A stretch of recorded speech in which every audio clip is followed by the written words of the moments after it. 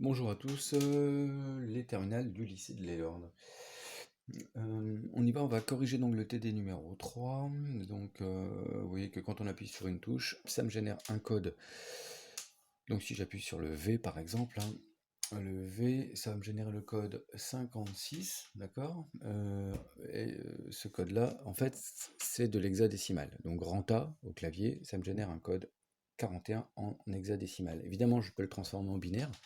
Le 4, ça correspond à 0, 1, 0, 0. Ça, c'est 4. Et puis le 1, ben, c'est ça. Ok.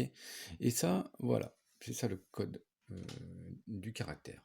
Alors, pour recevoir, pour que ça soit bien un A, eh bien, il faut l'envoyer à l'envers. C'est-à-dire qu'en fait, il faut que je commence par envoyer le 1 en premier, ensuite le 0, et on termine par le 1 et le 0. Et ouais, parce que on est un petit peu comme à la queue leu, hein. Si je veux que ce soit celui-là qui arrive en premier, eh ben, il faut balancer celui-là. Ensuite, c'est le 1 qui est envoyé à la deuxième position. Voilà, ça c'est ce que je souhaite. C'est le caractère petit x, d'accord. Bah, pour avoir le caractère petit x, ça veut dire qu'il faut envoyer l'inverse. Ok. C'est ça qu'il faut retenir. Et donc,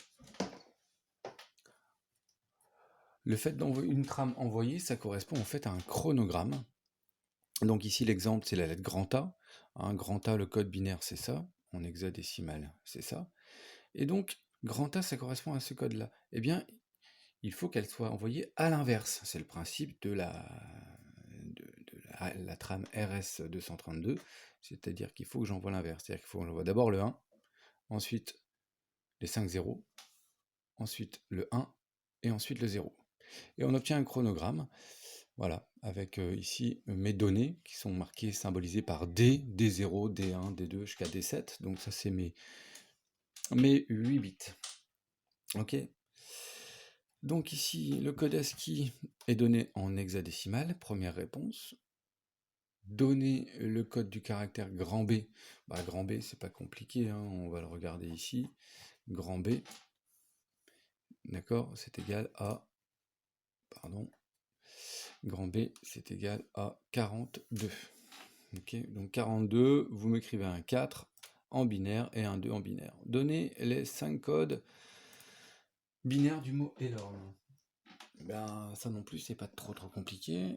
Elorn, grand E, c'est égal à 45 en lisant le tableau, en base 16. Le 4, c'est 4, c'est 0, 1, 0, 0. Et 5, c'est 0, 101. Ok. Eh bien, on fait ça pour le L, les différentes lettres. Voilà, donc ça me donne en fait combien de bits ce mot-là?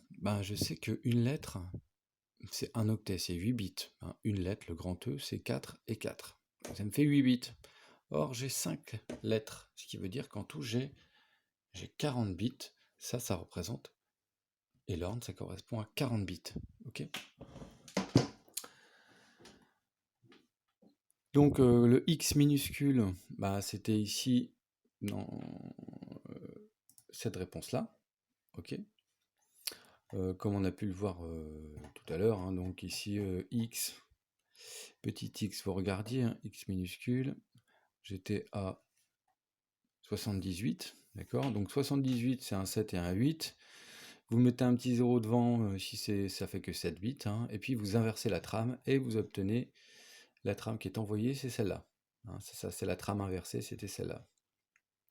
Ici, la vitesse de transmission est de 9600 bits par seconde. En combien de temps le mot Elorn est-il envoyé? Alors, c'est pas compliqué ça. 9600 bits par seconde, ça veut dire 9600 bits en une seconde. Or, le mot Elorn, c'est 40 bits, comme on l'a vu tout à l'heure. Et bien, en fait, le produit en croix, 40 fois 1 divisé par 9600, et vous trouviez 4 microsecondes. D'accord. 4 millièmes de seconde plutôt. Donc 4 10-3 secondes. 4 10-3 secondes de mémoire. Voilà pour la correction de ce TD numéro 3. Merci à vous.